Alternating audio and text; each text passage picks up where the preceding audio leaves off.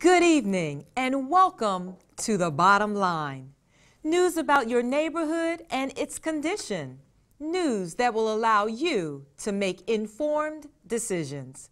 From downtown to Dover and everywhere in between, it's news that reaches the residents of Wilmington and Newcastle County. News that's real, relevant, revealing. Yes, it's The Bottom Line. My name is Nicole DeSarette, and I am so excited that you are joining us for this edition of The Bottom Line. I was driving to the studio this evening, and it dawned on me that we have been in your living rooms for 6 months. Unbelievable. The time has gone by so quickly.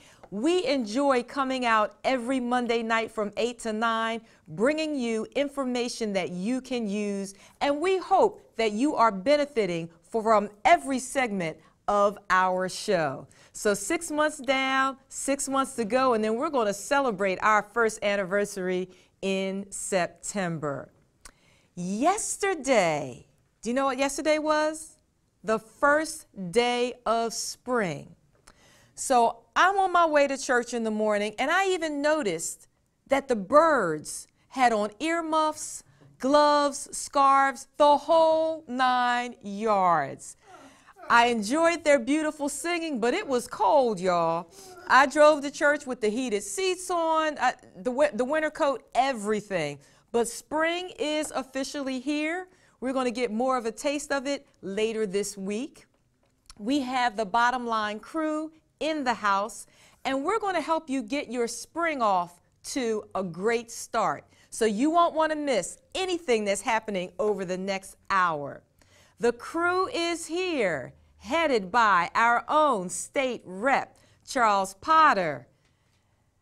And then, I'm not even sure how to describe him, because I heard that we got talked about last week, but fortunately, I have some forgiveness tickets in my back pocket. So, we also have Elder Ty Johnson.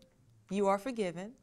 We have Miss Deneen White. We have Mr. Shaquem Nottingham. And I think we might have a couple of other people stopping by the studio, including our sports guy, Ed Johnson. So, the gentlemen who are never going to take over, they are ready to share news with you in Studio B. Take it over, guys.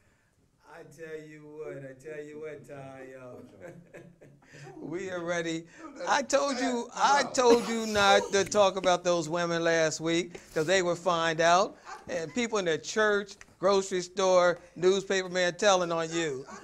And so all of you would know, and I told you, I am not with these guys, because they don't That was Shaquem, wasn't it? Shaquem, We listen to the young guy, right? With the new hairdo. Let's do this all every week. We don't need the women, right? We don't need the women. Well, we can't do without them. Look, we're glad you're tuning into The Bottom Line. We got a lot of news, and I'm going to run through some things that you need to know. First of all, I'm an animal lover. We got bald eagles dying throughout the state of Delaware. We don't know what the cause is, but if somebody, hopefully nobody's poisoning these birds, but if you know what's going on, please help us out. Call DENREC, Environmental Control, because I love birds. I feed my birds every day, every day. Then we got the president. He's in Cuba. He's the first president to go to Cuba in 88 years. 88 years. Yes. And the whole family went. The whole family. You see the girls are really growing up. You know, it's good to build relationships. All these people talk about let's wait. What do? Wait forever to rebuild relationships? That's right. You know, then we got APEC going on where you got Hillary, who's going to be our next president. She spoke before the Jewish community. She was so presidential, it was unbelievable. Hillary Clinton. Then you had Kasich. He did pretty good. Now you got Donald Trump, who's going to go. And they're going to say, well, Donald Trump, you want to run for president. What are your reasons why? You say you're going to make things better. You're going to make deals. What deals? Okay, I want you to go into some detail. What are you going to do better? How are you going to do it? When are you going to do it? And by the way, Trump, don't you need Congress? You know, all the things he talked about, it's like you don't need Congress.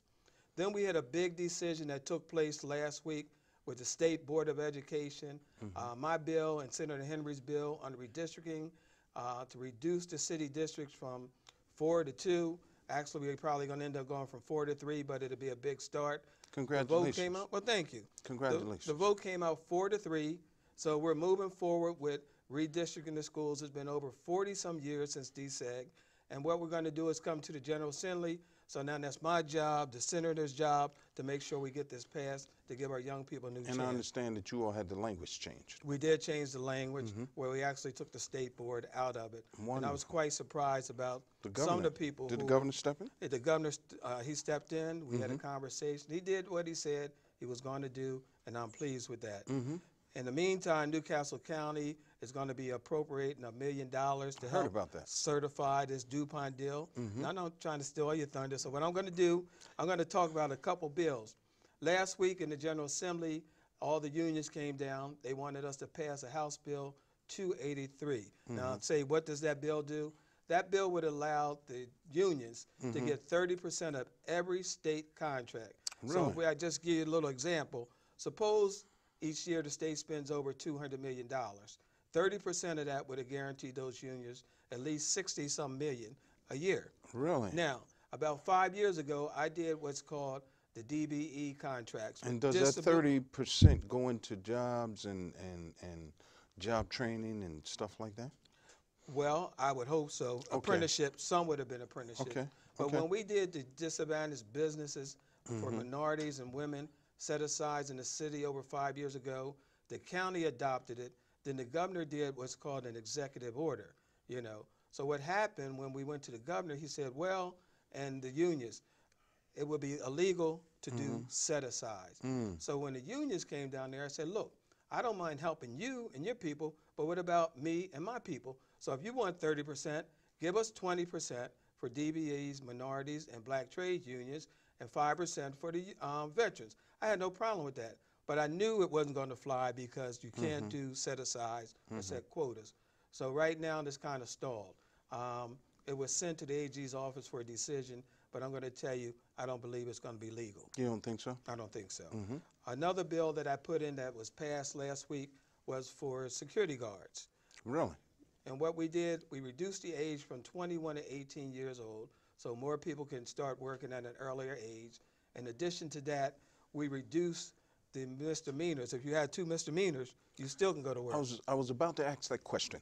If you're a person and you have a felony on your record, can you still qualify as a security guard? After 7 years. After 7 years? Yes. And does that mean that you only can be a security guard in certain areas or certain companies? Well, actually, it was for armed as well. So Is that right? Yeah, we made some special exceptions. I see. The other thing I need to talk about is, I talked about Obama. I know later on I'm going to get Ivan to just run a little footage. But before, I'm going to put this down now, and I want to, usually I don't do this as much, but I want to formally endorse my good friend, Reverend Ty Johnson, who's running for city council at large. I want to wish you all the best, and I want to let you know that I'm with you all the way as your state representative. You've done a great job. You're going to do better as a council person. We need you at the table, and we're going to work directly together. So you have my endorsement along with my family. So God bless you. Now, why you pick this time to do that, man? Because we need to do it. Yeah, just a little.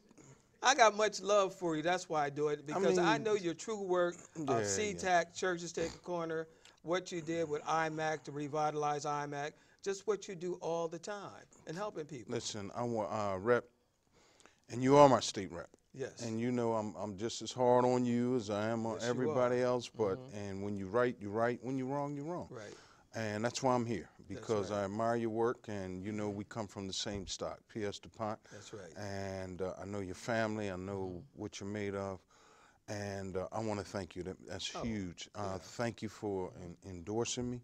Tell the family thank you, and y'all keep praying for me. Will you do yeah, it? not just the endorsement, the physical, the endorsement. Sure. But we're going to help you get some money, raise money as well. Hallelujah! Hey, go on, boy, you talking. Hallelujah. Shaquem, bring on the water, boy.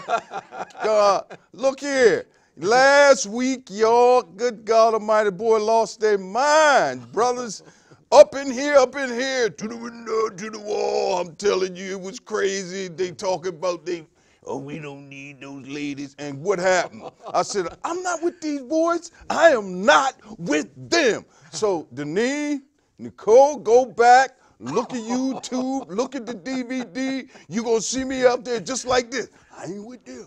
I ain't with them. I ain't with them. I ain't with them. I love y'all. You're looking good, ladies. Welcome back to the bottom line. As a matter of fact, I think it may have come from Shaquem. You know what I mean? Yeah, let's blame him. Yeah, because he had he nice. can take it. He had, he had nice little hairdo points and everything. Look, while we're talking about national news, President Obama has submitted what I call the perfect candidate. The perfect candidate for the Supreme Court. Okay. Yet. Nobody's voting. You tell me what's going on. You tell me what's going on. I mean, he couldn't have got a better candidate, and I'm just going to leave that alone. And then Shaquem, Flint, Michigan is still waiting, while the state is blaming the city, and the city is blaming the state, and folks are blaming each other, and this one is saying, it was this one's fault. It was that one's fault. Babies are still being impacted by that lead that was found in the water, and yet Congress has not voted. Come on, Congress. Wake up and get it done. Get it done. Let me ask y'all a question right now. Lean up right here. Would you let your child attend a Trump rally? No. That's the easy answer. When somebody asks me this, what happened to Dr. Carson? Poof. Is somebody working on his brain? It was too much. State news, look, according to the Wilmington News Journal rep, General Assembly, 4-point-something billion. You know about this, don't you? We got that to spend next year. Flat. Huh? We're going flat. We got that. Now, they tell me that $8 million of that, right, was a little shortfall, but we're going to lose that in the corporate taxes after the overhaul by the Delaware Competes Act. I don't know what that is. You're going to have It's a law to. that we passed, and it's going to cost us about $48 million right off the top. Then Is that right? Yes, but we believe the saving those 1,700 jobs was worth it. It's a risk we take. Okay. Thanks for clearing that up for me. And then, in other news, $28 million that you remember former Attorney General Beau Biden, before he died, he had sued banks for forfeiture money. That's correct. You remember the banks were acting inappropriately, and it took a lot of states to come together. Delaware was one of the states, and we sued some of the banks. Yes. Bank of America being one of the largest to be found guilty of some of these egregious acts in some of these impoverished areas. Anyway, there was $28 million, and I understand that Rashmi with D-Crack, she actually put in for a lawsuit, and she then did. Matt Dinn, attorney Matt Dinn, he was arguing, and I was down there a couple times saying, bring that money back to the communities, bring that money back to the communities, and I want to shake your hands, because the money is coming back to the community. Yes. Somebody say hallelujah for the $28 million. We got to make sure that it gets down to where it's supposed to get to. As a result of a CDC report, right, the powers that be is announcing the formation of another 32-member panel, like we need another panel. Dr. Hanif Shabazz, God bless you, thank you. And you know the CDC report says that gun violence, is a public health issue, and not only looks at shooting, but looks at everything. Black Lives Matter getting together, sponsoring a town hall meeting this Wednesday, 6 to 8, 2303 Lancaster Avenue. 2303 Lancaster Avenue. And finally, 2 Medal of Honor winners will be, 2 Medal of Honor winners are going to be Friday, right? Friday. And I see you got my good friend over there, Elder Duffy. Maybe he'll talk about that. We're going to be at the, it's sponsored by the Buffalo Soldiers, NAVET, state, city, county. State rep here is a part of it. House Representatives Melvin Morris, Henry Johnson, putting their names on that Medal of Honor statue. 18th and Washington Street this Friday at 3 o'clock. And then IMAC, don't forget, it's 7 last words, Interdenominational Ministers Action Council, 12 o'clock Friday at Tabernacle Full Gospel Baptist Church, 501 Washington Street. Don't meet me there, beat me there. And guess what? That's the bottom line. And we're going to go to a short break. Stay tuned. You know what? I'm misinterpreting. We're going to go right over to Shaquem and let him do his thing. Got scared of him, didn't you? Got scared of him? Yeah, he did. He gave me that sign. So let's go right over to Studio C.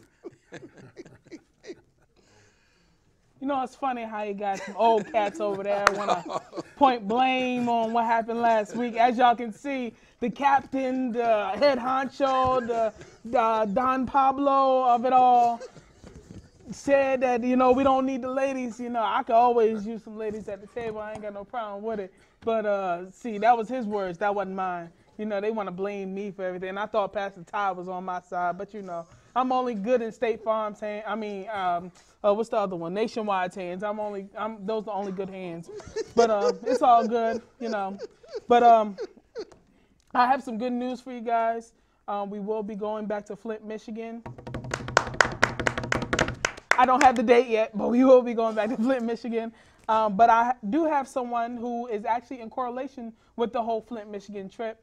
And if nobody knows the reason why we went to Flint, Michigan, it was to pretty much deliver water to people who have been impacted by the lead that has been contaminated in the waters, the heavy lead and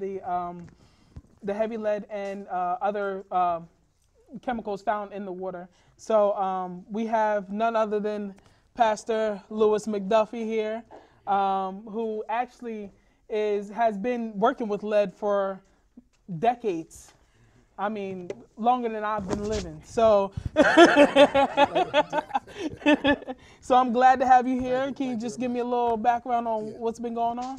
Well, in Delaware alone, we carried out the largest litigation, not just for arsenic, but for lead as well, and a number of other chemicals in the country, really. It lasted from 2002 to 2014. What we're doing now is we're rewriting parts of the law so that the two companies that the judge wouldn't allow to testify, we're going to make the law so they will have to in the future.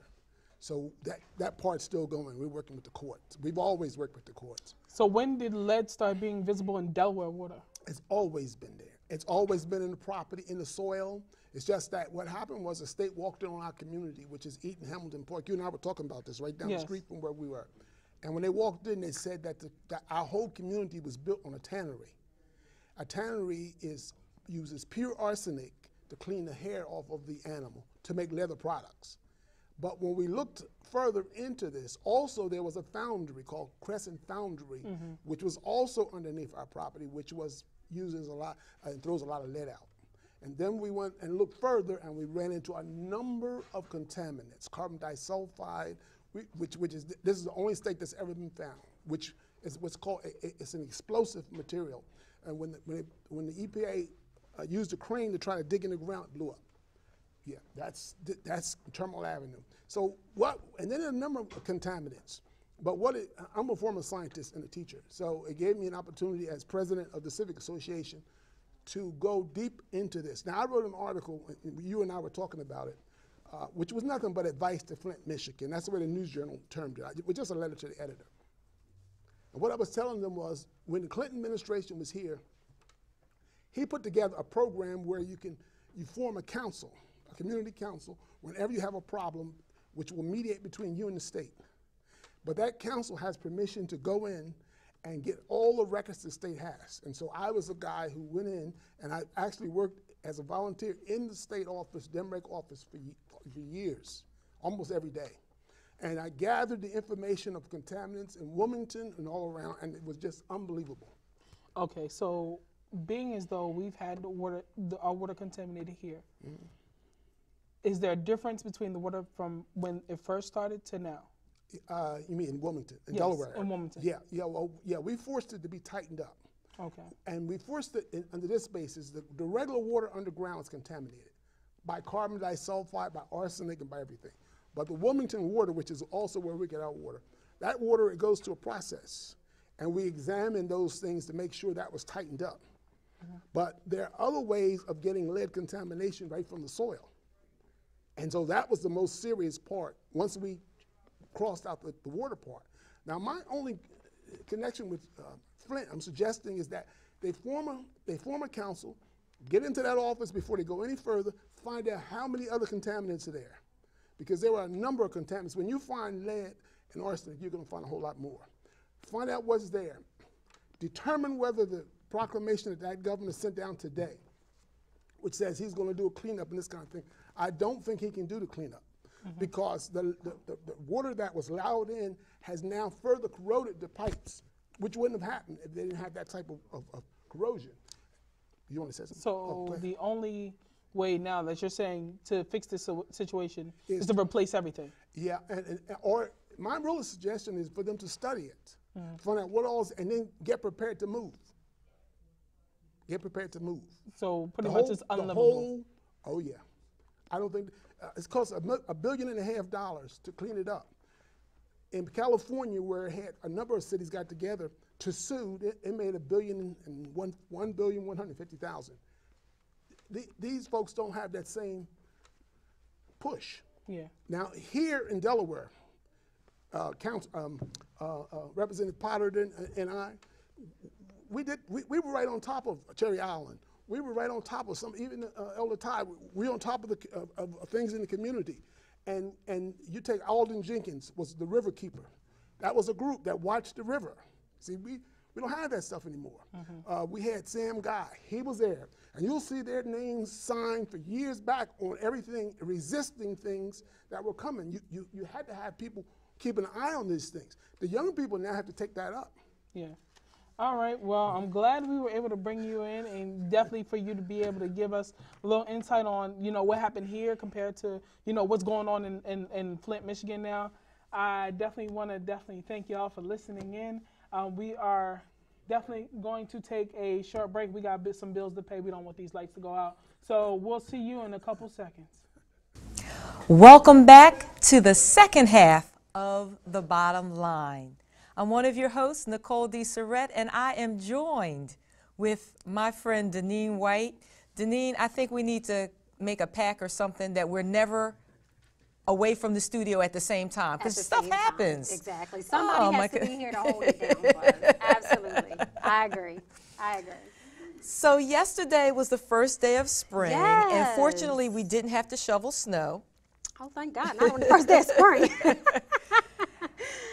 But when you think about spring, like, what comes to mind for you? Well, of course, free Rita's water ice.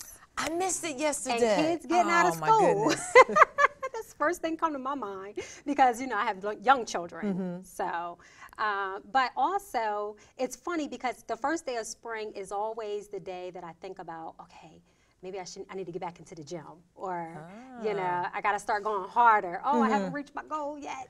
Summer's right around the corner. So I normally have those type of thoughts as well. Normally in the winter or when summer bodies are made, but in my world, it's like in the spring. Okay. And you know what? I heard something yesterday, and it's not the first time I've heard it, but I was told that, lots of people make New Year's resolutions. Sure. And I was told a while ago that January 1st is really not the time to make a New Year's resolution.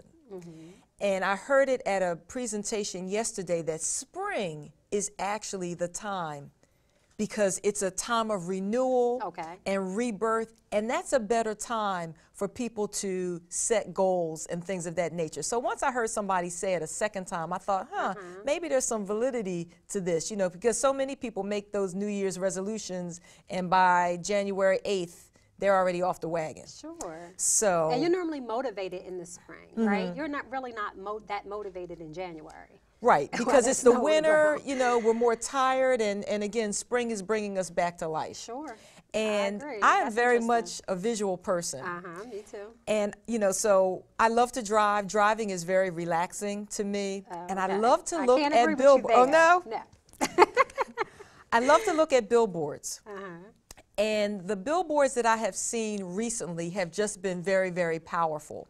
So there was one, 95 North, around the Martin Luther King exit. And a few months ago, it said, "Eat as if your life depends on it. because it does. Because it does. And I thought, yes, somebody gets it. What a wonderful message, so that people start to think differently about wellness and well-being. And there's a new one out, and I'm a visual person, so I brought some examples. Okay. It's a billboard that shows a belt. And it gets to like maybe the first hole in the belt, and the sign says healthy weight. And then when you get to the last hole in the belt, it says cancer risk. And I thought, yep, that's the message that people need to know. You can kind of predict your risk for a chronic health condition just by the size of your waist. That's absolutely true. And I thought, you know what, let's talk a little bit about that. It's been a while since we've done our section on health. Right. And health is an acronym for how everyday activities of life can transform your health. So let's talk about it. Yeah, you know, it's interesting that, you know, first of all, this topic is so necessary, especially in today's time. You know, when you look at diseases such as diabetes, right, and you're talking about your midsection being the birthing place for a lot of different diseases, whether it be cancer or diabetes or any other type of issue. And so you look at our community specifically, and the numbers are just astounding because our community suffers the most from type 2 diabetes. Right, and so when you do that demonstration, most people who are gaining weight over time, maybe you have a dress, right, and it's like that dress used to fit you perfect, and then here you are a year later, and you're like, oh man, that used to be my favorite dress, but I can't get into it this year, right? And then that's when we start working towards trying to get back into that dress. But for some reason, it normally never happens. Right? It's not until about 5 to 10 years later that it starts to come back around. But the reason that happens is because most people who are suffering from diseases, in my personal opinion, because I'm no expert, but in my personal opinion, the people who are suffering from diseases have the hardest time getting motivated to actually become active, right? To start working out. So it's normally not individuals who are already healthy that are working out. Is that true or no? I don't know. I'm pretty healthy and I enjoy working out. Working out for me is a stress reliever. And I can do some great thinking. I can solve the problems of the world on a treadmill. And that's my go-to place because I can't train in cold weather. So I would rather be out at the park and having a conversation with the birds and the bunnies and things like that. But what motivates you to work out? What motivates me to work out? I would say, again, it's a way of relieving stress for me. Has it been a lifestyle for you, though? It's been a lifestyle for me, which is what made my cancer diagnosis so surprising. Because I was doing those things that are recommended to live a healthy life, and I still got a diagnosis, which is why now I'm passionate about my message on health and wellness, because I understand that taking care of yourself can prevent you from the onset of any type of illness. But if you get a diagnosis, you have to continue to take care of yourself to reduce your risk of recurrence. And I'm very concerned about that. I don't believe enough of my survivor friends know that. I'm watching what they're eating and not eating. I'm watching what they're doing and not doing. And not only am I concerned about this generation, I'm concerned about our next generations. If something doesn't change quickly, the incidences for diabetes, high blood pressure, cancer, they're about to quadruple. You know, we have a generation of children who are obese. Yes, they are. That's absolutely true. And it all comes down to the diet. You know, I saw this thing on Instagram, and it said that going to the gym is not hard, changing your eating habits are. Right. And so many people struggle with that, just that, right? Is how do you prepare your meals for the week? Right. You know, when you have a craving for pizza or snacks or whatever it is, how do you prevent yourself to binging and just eating everything in the, all the ice cream in the freezer, and actually just reaching for a fruit or a vegetable or something like that? And I think part of the issue with that, Deneen, is what's the root cause? What's the underlying cause for somebody wanting to reach for something sugary? I think there are a lot of life stressors that people are facing, and they don't identify the stressors, and therefore they don't have a game plan set up. You know, when I start to feel stressed out by my job or by my children, you know, instead of reaching for the cookie, do I have something else, a granola bar? If am I a person who reaches for chips because I like to crunch? Do I have celery sticks or carrots available? So we don't think ahead enough we don't think ahead of time enough. That's what I'm trying to say. So that we have a go-to, a healthy snack. But it also comes down to the mindset, right? And so it takes a while for people to change their mindset. Right. So there's like this transition period that can take a month, it could take a year, it Right. could take 10 years, right? So you first have to get it into your mind that you want to change. And then you go through this back and forth where you tell yourself these stories that, oh, changing's too hard. Oh, I don't see the value in changing. You know, like it's not, I don't see the value in changing my eating habits when I already feel okay. I'm already, you know, happy with my life. And then you go through these next phases where it's like, oh, well, you know, it's beach time, and it's like, oh, maybe I should have did more in the winter. Well, this winter I'm going to change things. Right. And then you get to the phase where I went to the doctors and I got a diagnosis, and now I have to do something. But it's a mental game that you have to go, you know, process Absolutely. that you It have is to a go mindset. through before you get to the point of saying and make a conscious decision that I'm going to change my eating habits. That's You it. know, and it comes down to the environment that you're in. You know, what are your habits? You know, if you live this sedentary life where when you're at work, you're just sitting at your desk pushing paper. When you come home, you flop on a couch, you're watching TV, you know. Right. We live in this microwave society where, you know, dinner is just a phone call away, you know. So if you're not qualifying your time to go in the kitchen to, you know, fix a healthy meal, then you kind of fall into this cycle. So changing that after years of doing it, changing that is difficult for a lot of people. And change is not something that's comfortable No, at it's all. not. But it's necessary In no if we're area of going your to life. grow and develop. It is. And you have to make up your mind. You have to want it. You know, sometimes I talk to people as I'm doing some health coaching, and, you know, I want them to live. I want them to be healthy, but I can't want it for them. That's right. They have to want it They for have themselves. to want it for themselves. Absolutely. And sometimes you get to a place where you have to weigh your options. Am I willing to change? Or is it more painful to change, or is it more painful to deal with the diagnosis? And we shouldn't wait until we get to that point. We really shouldn't wait till we get to that point. So I brought more visuals. Okay. So when I talked about the belt, all right, I might need a little help here. All right, there we go. All right, let's stop at 35. Okay. Whose waistline is that? So that's for women. That's for women. If your waist circumference is beyond 35 inches, Okay. then you Yeah, need to be unhealthy. concerned. Okay. So can you stretch it out a little more to 40? No. I just heard in the studio that this is See, Reverend Todd. we didn't put any names to it. We just showing it. Right. So, you know, so if we're talking about you, just blink. That's okay. You know. And so for men, it's 40 inches. So take a measurement. Waist circumference can be very helpful in serving as a wake-up call that you need to do something about it. And it can be as little as 5 to 10 pounds can make a difference. Absolutely. Same thing with smoking.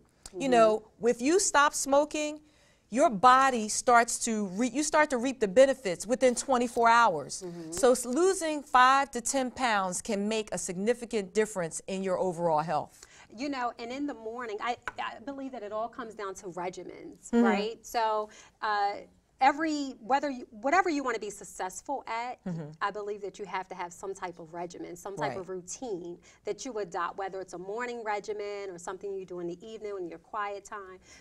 And so in the morning, the first thing I do is I do oil pulling, right? You do? Oil pulling. Okay. So I actually take a spoonful of coconut oil and unrefined, and I gargle it, not gargle it, but I swish it around in my mouth. Okay. Right, and I do that for 20 minutes. And so what it does is it's pulling all the toxins and bacteria out of my body, out of my mouth, out of my tongue, right? And so after I do that, then I gargle with my salt water, I brush my teeth, and then I drink warm water with lemon, right? And then I eat my breakfast and I do yoga. Okay. So like that's like my ritual, right. you know, every morning, and I'm committed to that. But it took me a minute to get there. Right. You know, I wasn't that consistent right off the bat. And so you actually share some good information. I get up and I do 16 ounces of water, warm water, or room temperature water when I get up. And, you know, we should primarily be drinking water, you know, in terms of our beverage of choice. And if you put yourself on a schedule, you can do half your body weight in water, which is what we should be doing. You know, I know many people here, you know, for years, 8-ounce glasses. That's really not accurate anymore. We need to be drinking half of our body weight in water. Our bodies are primarily water. And a lot of times when we're reaching for food, we are misinterpreting that hunger cue. It's actually your body saying, I'm thirsty for water. Absolutely. For water. So I think what we should do. A lot of people suffer from dehydration. Oh yeah, and they don't even know it. Don't even know it. Walking around dehydrated. That's absolutely true. We've definitely got to revisit this. Yes, it needs to be an ongoing conversation. Absolutely. And you know, maybe what we can do is pose some challenges to our viewers. Okay. You know, just change one thing. One thing. One thing a week or one thing a month, and you'll see the benefits. So we have to come up with something and be accountability partners for our viewers. How about that? Absolutely. That sounds great. Okay. That sounds great. I'm glad we touched on this. Wonderful, wonderful. And we'll have to talk some more about that whole coconut thing. Yeah. Oh, absolutely. Yeah. Okay. Yeah, Sounds like a plan. Coconut oil. So we need to take a quick break. No, we're not taking a quick break. That's how quick it was. We're going right over to the gentleman for the round table discussion. You know. All right, welcome back to the round table. I am joined here by the two old heads that blame me for everything. Shaquille, that was you know that was the rep. We want the ladies back. They're welcome anytime. So let's just clear it up right now. And you got two of the flyest ladies over there Right just over talking there, about their health. They was just. They're welcome, Brittany, Renee, Yes. Abundance, anytime. Right, Ty? I'm 38, Oh, you with it today. incidentally. 38,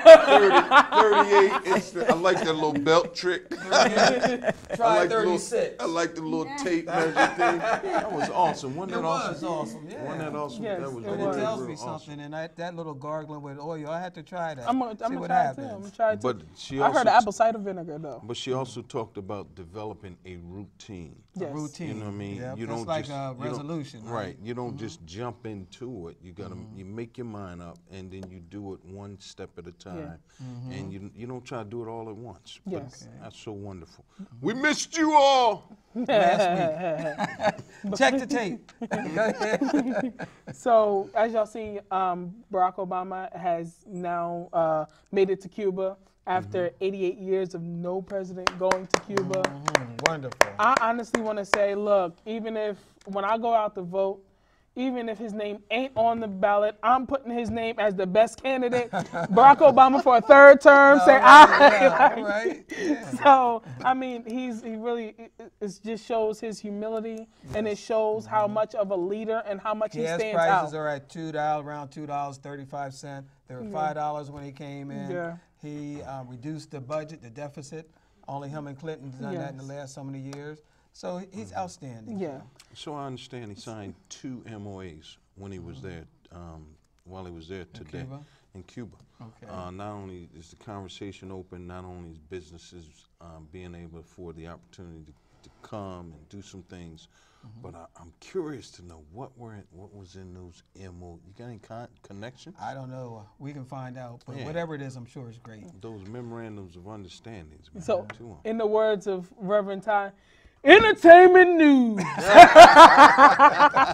That's how he brings it up. So, What you got? Hogan. You got The Hulkster.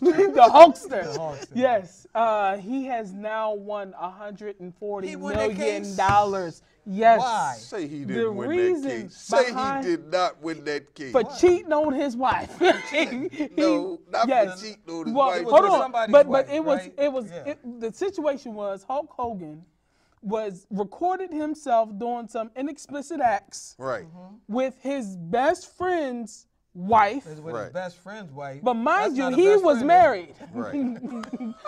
So he cheated on his wife and did this video. Right. And Gawker, which is a publishing website, published a little snippet of the video. Wow. He felt so embarrassed, and he felt like his life was I think I just saw that big Yeah. Hulkster with a little tear in his. He got 100 million. 140 And the million lady dollars. 2 weeks ago, the news reporter, got 80 million. All right, go ahead, keep going. Whew. But the thing is, how do you? I'm just not understanding How do you the factor legality in- behind the morality behind everything. Like it's immoral, but it's legal. Right. I mean, this whole situation, they're saying the video that was taken out, the video that was published, Gawker, I mean, it does have some There's explicit privacy videos rules, on that's there. why it's privacy Exactly. rules. That's And what it's they just got. like, it's a thin line. It's a Right. thin line. They cut that Like thin in line. the casino, if you see Reverend Ty out there pulling that machine, you Yes. can't take his picture, but he can be there gambling, right? No. You can do that, right? No. Reverend Ty, no, Elder Ty will not be there gambling. Well, at least not in I'll Delaware. be absolutely. So what else did they What say on about this? but how does that happen for and because that's important when you talk about young people and you talk about invasion of privacy and you talk about high school students. There's no privacy. High school privacy. students No privacy. who tape young And ladies. they put it on and they put on Facebook Fa- or They put Instagram. on Facebook, Instagram, World Star. So that should serve as a warning that Yeah. you know if jail time is not a deterrent, then you ought to think about that. You know, gotta think absolutely. about that. Yeah, because it's you'll be serious. paying somebody for the rest of your life. But it make you think before you take somebody's picture and you put it someplace because you say, hey, is this person going to sue me? Yeah. And it's crazy because that it's world's going rampant today, especially over Facebook. Absolutely. And especially when Instagram, you know, cyberbullying comes into play when it comes to Absolutely. situations like this. And it's getting really out of hand because, you know, if you come across a picture and you know the person, what type of positions does that put you in? Well, see, us older guys don't have Talk about yourself. Normally, don't have to worry about a lot of that. No. It's you younger people that I'm concerned with because it's almost like there's no boundaries in a lot of situations. not There today. isn't. And you know it's not even it's the millennials, it's the cyber age folks, you know who actually just don't have any they don't have any They don't have no concept morals or of concept. they don't have They- no concept of consequences. Anything just goes. Just do it Right. and think about it later. Then cry about it. But what about how that person feels? Because They you don't- know, it's a cold world. and let me tell you something. Do you know that Facebook information and those pictures that you take will follow you the rest of your life? whole life. You may want to change. You may want to embrace another part of your life as you grow. And the employers say, well, is this you here, like in the boys' locker room in the ninth grade? I didn't take that. I didn't take that. Well, I know he got a little more. What else you got there? It was just so the guys from Gawker, they said they thought they were protected right. behind the First Amendment. I bet they won't do Really? it again. Yeah. You know, before we go over to Ed, I need to just mention, since this is entertainment, and OP is watching OP Production, there's a show on Mother's Day, Charlie Wilson and Maze, on May the 7th. That No, starts you, at 7 you p.m. gotta say that right. Charlie Wilson. Charlie Wilson, all right? Charlie Wilson. Then we got, and you can get tickets from the Charles Potter Jr. Insurance Agency. Yeah. Nephew Tommy will be in be at the Grand Opera House. I will be at that. Friday, June the 10th. His nephew coming in. 7:30 in Wilmington. Then Okay. on June 18th, the Elegant Monday Club Ball, $65 at the Chase Center. June 18th on a Saturday. So I got a question. Are we going to start giving out tickets on this show? We're gonna give out some tickets, yes. Okay, yes, just we're gonna making we're gonna sure. get back to opening the phones up, but we got like 30 seconds that you got before you go to Ed. Hold. Before you do that, I want to just do some kudos, man, for Okay. Ron. Ron was, do you know this guy was a mentor of children who had parents that incarcerated? And This is when you're guest in the studio. No, he's a The worker. cameraman. The cameraman? Oh, Ron Kennard. Oh, okay. Still mentoring his young that's man. great, that's and the great. grant went out, so Okay. that just goes to show you. Well, you know, we got to throw this over to that sports Do guy, we have to? Ed. We Big got to Ed. do it. So let's go on over to Ed, see what he's got, and then he's going to wrap it up real quick and get to Nicole and Denise. All right. Welcome to the sports edition of the show.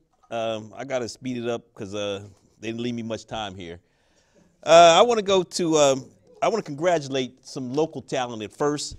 It's a picture of Maggie Connolly. She was Ursuline Academy, and she's Athlete of the Week.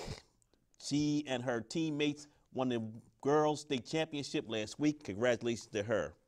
Another local news, Mixie Dixon of Stanford, who led his team last week to the Young Men's Championship, was named Boys Player of the Year Friday.